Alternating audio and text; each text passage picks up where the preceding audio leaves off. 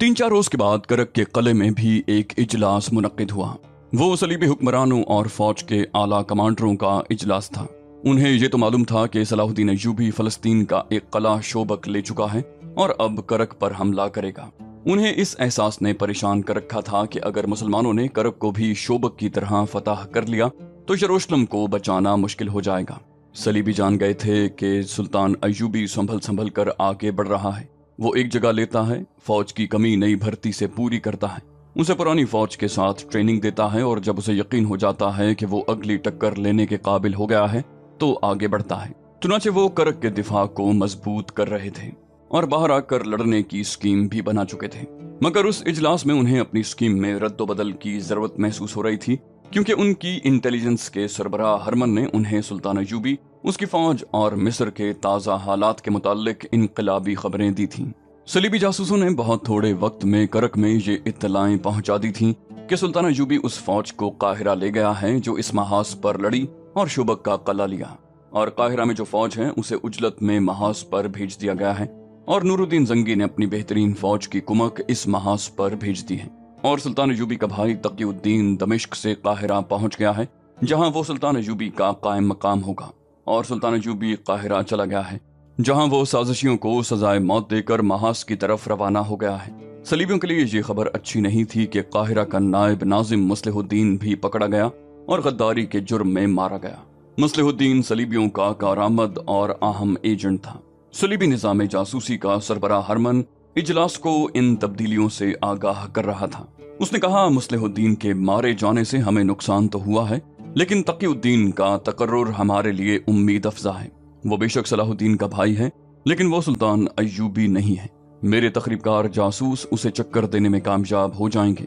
ये भी उम्मीद अफजा है कि सलाहुद्दीन अय्यूबी और अली बिन सुफियान काहिरा से गैर हाजिर हैं। रेमांड ने पूछा, मैं हैरान हूं कि तुम्हारे हशीशीन क्या कर रहे हैं? क्या वो दोहरा खेल तो नहीं खेल रहे? कम बखत अभी तक सलाहुद्दीन को कत्ल नहीं कर सके। हम बहुत ज्यादा रकम जाया कर चुके हैं। हरमन ने कहा, रकम जाया नहीं हो रही। मुझे उम्मीद है कि सलाहुद्दीन महाज तक नहीं पहुंच सकेगा। उसके साथ 24 बॉडीगार्ड काहिरा गए हैं, उनमें 4 हशीशीन हैं। उनके लिए मौका आ गया है। मैंने इंतजाम कर दिया है, वो सलाहुद्दीन को रास्ते में कत्ल कर देंगे। फिलिप ऑगस्टस ने कहा, हमें खुशफहमियों में मुब्तला नहीं रहना चाहिए। ये फर्ज करके सोचो कि सलाहुद्दीन अय्यूबी कत्ल ना हो सका और वो जिंदा सलामत महाज पर मौजूद है। उसके पास अब ताज़ादम फौज है, उसने नई भर्ती को ट्रेनिंग दे ली है और उसे नूरुद्दीन जंगी की कुमक मिल गई है। उसने शोबक जैसा मजबूत अड्डा भी हासिल कर लिया है, लेकिन अब उसकी रसद काहिरा से नहीं आएगी। शोबक में उसने बेशुमार रसद जमा कर ली है। इस सूरत में हमें क्या करना चाहिए? मैं उसे मौका नहीं देना चाहता कि वो करक का महासरा कर ले और हम महासरे में लड़ें। एक और सलीबी हुक्मरान ने कहा, अब हम महासरे तक नौबत नहीं आने देंगे। हम बाहर लड़ेंगे और इस अंदाज से लड़ेंगे कि शोबक का महासरा कर लें। फिलिप ऑगस्टस ने कहा, सलाहुद्दीन सहराई लोमड़ी है, उसे सहरा में शिकस्त देना आसान नहीं। वो हमें शोबक के महासरे की इजाजत दे देगा, मगर हमारा महासरा कर लेगा। मैं उसकी चालें समझ चुका हूँ। तुम उसे आमने सामने लाकर लड़ा सकते हो तो मैं तुम्हें फतह की जमानत दे सकता हूँ, मगर तुम उसे सामने न ला सकोगे। बहुत देर के बहस मुबाहसे के बाद ये फैसला हुआ कि निस्फ फौज को किले से बाहर भेज दिया जाए और सुल्तान अय्यूबी की फौज के करीब खैमाजन कर दिया जाए और उसकी फौज की नकलो हरकत पर गहरी नजर रखी जाए। इस स्कीम में बाहर लड़ने वाली फौज की तादाद के मुताल्लिक फैसला किया गया कि सुल्तान अय्यूबी की फौज से 3 गुना न हो तो दुगनी जरूर हो। अकब से हमले के लिए अलग फौज मुकर्रर की गई और प्लान में यह भी शामिल किया गया कि मुसलमान फौज की कुमक और रसद शोबक से आएगी। लिहाजा शोबक और मुसलमानों के दरमियानी फासले को छापामारों की जद में रखने का इंतजाम किया जाए। फौजी कमांडरों ने कहा कि सामने से इतनी ज्यादा कुव्वत से हमला किया जाए कि सलाहुद्दीन अय्यूबी जम कर लड़ने पर मजबूर हो जाए। सलीबियों को दरअसल अपनी बख्तर फौज पर भरोसा था। उनकी बेशतर फौज जिर्रापोश थी, सरों पर आहनी खौद थे, पेशानियों से नाक और मुंह तक चेहरे आहनी खौदों के मजबूत निकाबों में ढके हुए थे। उन्होंने ऊंटों को भी जिर्रापोश कर लिया था। ऊंटों के सरों पर आहनी गिलाफ चढ़ा दिए गए थे और पहलुओं के साथ लोहे की पतरियां लटकती थीं जो तीरों को रोक लेती थीं। उन्होंने कोशिश की थी कि बेहतरीन किस्म के घोड़े हासिल कर लें। यूरोपीय ममालिक से लाए हुए घोड़े सहरा में जल्दी थक जाते और प्यास से बेहाल हो जाते। सलीबियों ने अरबी इलाकों से घोड़े खरीदे थे, मगर उनकी तादाद इतनी ज्यादा नहीं थी। उन्होंने मुसलमानों के काफिलों से घोड़े छीनने शुरू कर दिए, घोड़े चुराए भी। सुल्तान अय्यूबी के घोड़े बेहतर थे। अरबी नस्ल के ये सहराई घोड़े प्यास से बेनियाज मीलों भाग सकते थे। इन जंगी तैयारियों और एहतमाम के अलावा सलीबियों ने नजरियाती जंग का महाज जो खोला था, उसके मुतालिक उनकी इंटेलिजेंस के डायरेक्टर हरमन ने रिपोर्ट पेश की कि सलाहुद्दीन अय्यूबी को मिस्र के जुनूब मगरिब के सरहदी इलाके से भर्ती नहीं मिलेगी। ये वही इलाका था जिसके मुतालिक सुल्तान अय्यूबी की इंटेलिजेंस के नायब सरबरा हसन बिन अब्दुल्लाह ने रिपोर्ट दी थी कि वहां के लोग अब फौज में भर्ती नहीं होते, बल्कि बाज लोग फौज के खिलाफ भी हो गए हैं। ये जफाकश और जंगजू कबाइल का इलाका था जिसने सुल्तान अय्यूबी को निहायत अच्छे सिपाही दिए थे। मगर अब हरमन की रिपोर्ट से जाहिर होता था कि सलीबी तखरीबकार उस इलाके में पहुंच गए हैं। वहां नौबत यहाँ पहुंची हुई थी कि हसन बिन अब्दुल्लाह ने यह मालूम करने के लिए कि उस इलाके के लोग फौज के खिलाफ क्यों हो गए हैं, अपने 2 मुखबर भेजे। दोनों कत्ल हो गए, उनकी लाशें नहीं मिली। पुरस्कार सी एक इत्तला मिली थी कि हमेशा के लिए गायब कर दिए गए हैं। वो इलाका जो बहुत वसी और अरीज था, जासूसों और मुखबरों के लिए बहुत ही मजबूत किला बन गया था। वहां से कोई मालूमात हासिल होती ही नहीं थी। इतना ही पता चला कि वहां के लोग हैं तो मुसलमान, लेकिन तवहम परस्त और अकीदे के बहुत ढीले हैं। हरमन ने तफसीलात बताए बगैर कहा कि उसका तजुर्बा कामयाब रहा है। वो अब मिस्र के तमाम तर सरहदी इलाके में इस तरीक़ाकार को फैलाएगा, फिर इन असरात को मिस्र के अंदर ले जाने की कोशिश करेगा। उसने उम्मीद जाहिर की कि वो मिस्र के कस्बों और शहरों को भी अपने असर में ले लेगा। उसने कहा, मैं मुसलमानों की एक ऐसी खामी को उनके खिलाफ इस्तेमाल कर रहा हूँ जिसे वो अपनी खूबी समझते हैं। मुसलमान दरवेशों, फकीरों, वजीफे और चिल्ले करने वालों, आमिलों और मौलवियों और कुटिया में बैठकर अल्लाह अल्लाह करते रहने वाले मजजूब किस्म के लोगों के फौरन मुरीद बन जाते हैं। दरवेशों वगैरह का ये गिरोह इस्लामी फौज के उन सालारों के खिलाफ हैं जिन्होंने हमारे खिलाफ जंगें लड़कर शोहरत हासिल की है। ये दरवेश अपने मुताल्लिक लोगों को यकीन दिलाते हैं कि खुदा उनके हाथ में है और वो खुदा के खास बंदों में से हैं। वो सिर्फ नाम पैदा करना चाहते हैं, उनमें मैदान जंग में जाने की हिम्मत और जुर्रत नहीं। लिहाजा वो घर बैठे वही शोहरत हासिल करना चाहते हैं जो सालारों ने जिहाद में हासिल की है। अगर दयानतदारी और गैर जानिबदारी से देखा जाए तो मुसलमानों के ये फौजी लीडर, जिनमें सलाहुद्दीन अय्यूबी और नूरुद्दीन जंगी भी शामिल हैं, काबिल तहसीन इंसान हैं। इनमें से जिन्होंने यूरोप तक इस्लाम फैला दिया और स्पेन को अपनी सल्तनत में शामिल कर लिया था, बजा तौर पर हक रखते हैं कि कौम अपनी इबादत में भी उनका नाम ले। मगर उनके खलीफों ने अपना नाम इबादत में शामिल करके फौजी लीडरों की अहमियत घटा दी। इसके साथ मुसलमानों में नाम निहाद आलिमों और इमामों का एक गिरोह पैदा हुआ जो अमल से घबराता था। उन्होंने कहा कि जो कुछ हैं वो आलिम और इमाम हैं। ये गिरोह खलीफों की आड़ में जिहाद के मानी मस्ख कर रहा है ताकि लोग जिहाद में जाने के बजाय उनके गिर्द जमा हों और उन्हें खुदा के बरगजीदा इंसान माने। उनके पास पुरस्कार सी बातें और बातें करने का ऐसा तिलिस्माती अंदाज है कि लोग ये समझने लगे हैं कि इन बरगुजीदा इंसानों के सीने में वो राज छुपा हुआ है जो खुदा ने हर बंदे को नहीं बताया। चुनाचे सीधे साधे मुसलमान उनके जाल में फंसते जा रहे हैं। मैं इन्हीं आलिमों और दरवेशों को इस्तेमाल कर रहा हूँ। मुसलमानों की ये कमजोरी हमें बहुत फायदा दे रही है। मैं मुसलमानों को इस्लाम की ही बातें सुना सुना कर इस्लाम की बुनियादी रूह से दूर ले जा रहा हूँ। तारीख गवाह है कि यहूदियों ने नजरियाती तखरीबकारी करके इस्लाम को काफी हद तक कमजोर कर दिया है। मैं उन्हीं के उसूलों पर काम कर रहा हूँ। यही वो महाज था जिसके मुताल्लिक सुल्तान अय्यूबी परेशान रहता था। परेशानी का असल बायस ये था कि उस महाज पर अपनी ही कौम के अफराद उसके खिलाफ लड़ रहे थे और ये महाज उसे नजर नहीं आता था।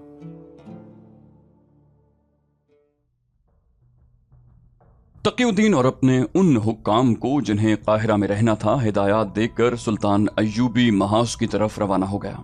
उसके साथ 24 जाती मुहाफिजों का दस्ता था। सलीबियों को बॉडीगार्ड्स की नफरी का इल्म था और उन्हें यह भी इल्म था कि इस दस्ते में 4 हशीशीन हैं जो निहायत कामयाब अदाकारी और बहादुरी के कारनामों से मुहाफिज दस्ते के लिए मुंतखब हो गए थे। उनका मकसद सलाहुद्दीन अय्यूबी का कत्ल था, लेकिन उन्हें मौका नहीं मिल रहा था क्योंकि मुहाफिज दस्ते की नफरी 24 से कहीं ज्यादा रहती और उनकी ड्यूटी बदलती रहती थी।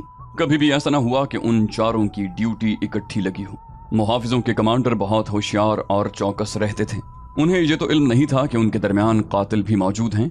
वो बेदार रहते थे कि कोई मुहाफिज कोताही न करे। अब सुल्तान अय्यूबी सफर में था। उसने खुद ही कहा था कि वो मुहाफिजों की पूरी फौज को साथ नहीं रखेगा, 24 काफी हैं। हालांकि रास्ते में सलीबी छापामारों का खतरा भी था। सुल्तान अय्यूबी काहिरा से दिन के पिछले पहर रवाना हुआ। आधी रात सफर में और बाकी आराम में गुजरी। शहर की तारीकी में उसने कूच का हुक्म दिया। दोपहर का सूरज घोड़ों को परेशान करने लगा तो एक ऐसी जगह ये काफिला रुक गया जहां पानी भी था, दरख्त भी और टीलों का साया भी। जरा सी देर में सुल्तान अय्यूबी के लिए खैमा नस्ब कर दिया गया। उसके अंदर सफरी चारपाई और बिस्तर बिछा दिया गया। खाने पीने से फारिग होकर सुल्तान अय्यूबी ऊँघने के लिए लेट गया। 2 मुहाफिज खैमे के आगे और पीछे खड़े हो गए। दस्ते के बाकी मुहाफिज करीब ही साया देख कर बैठ गए। कुछ घोड़ों को पानी पिलाने के लिए ले गए।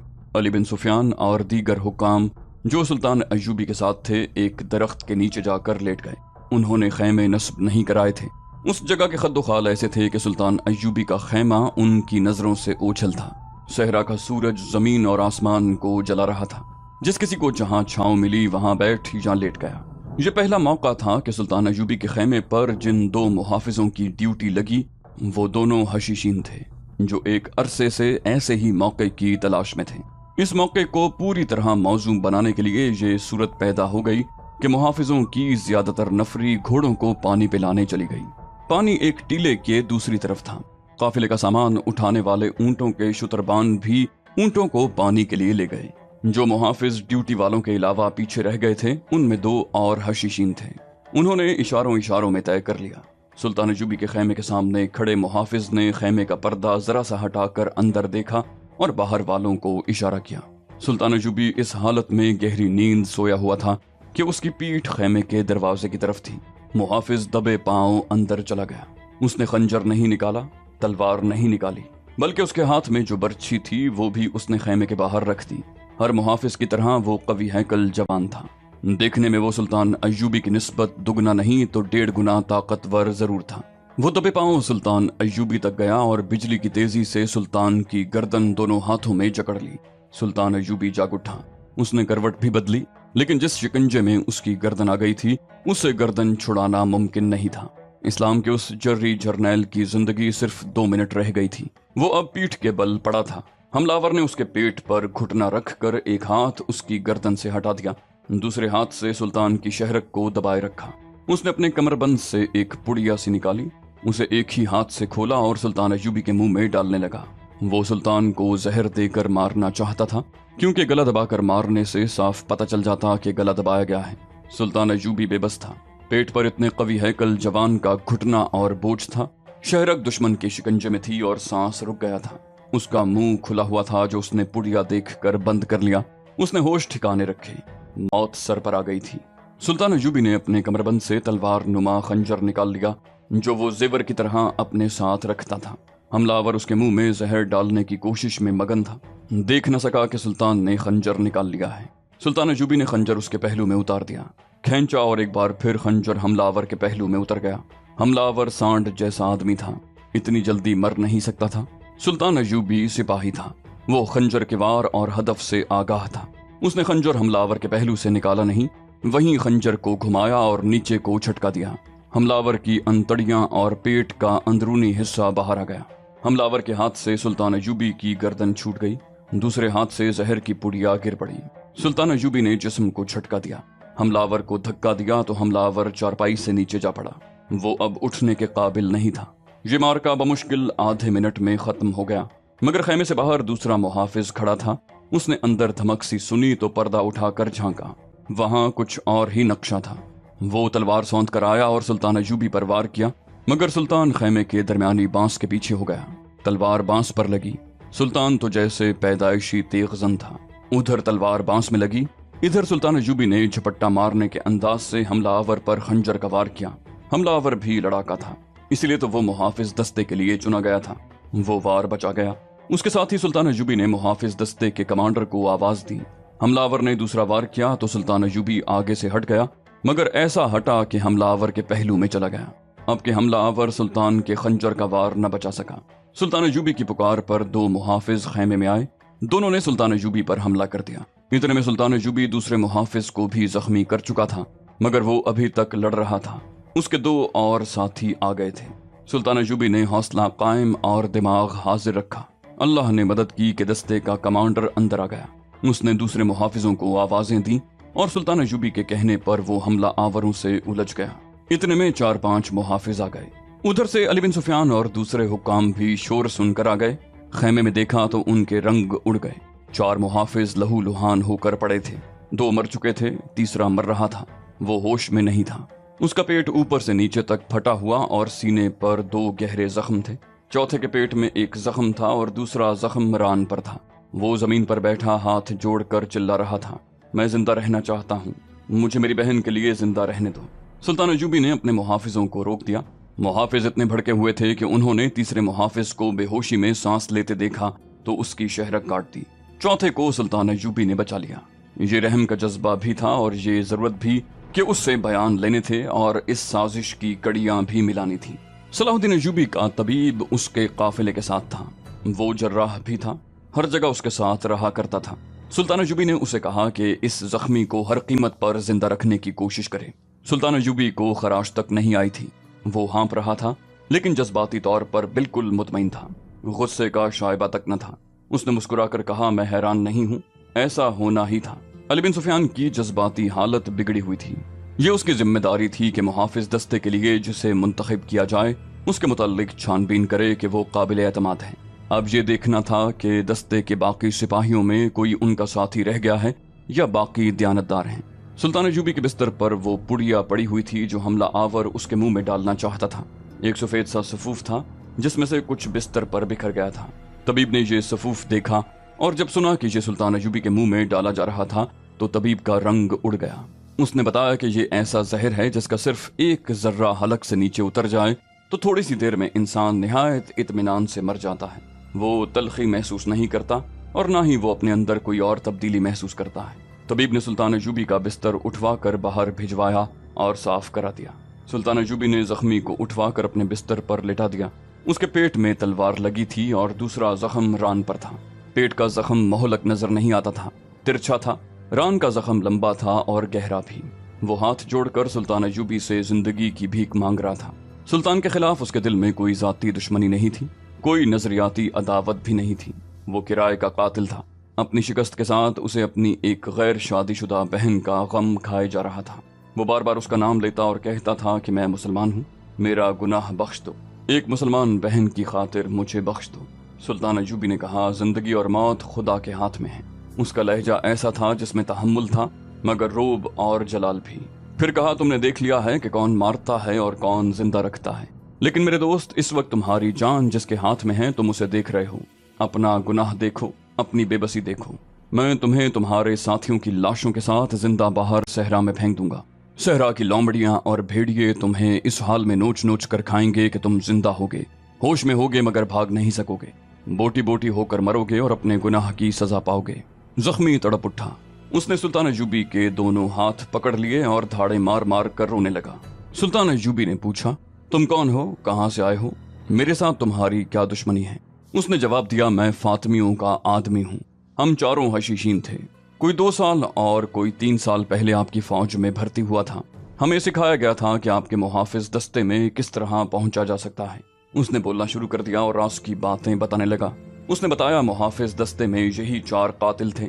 اس کے بیان کے دوران سلطان ایوبی نے طبیب سے کہا کہ وہ اس کی مرہم پٹی کرتا رہے۔ طبیب نے اسے ایک دوا پلا دی اور خون روکنے کی کوشش کرنے لگا۔ اس نے زخمی کو تسلی دی کہ وہ ٹھیک ہو جائے گا۔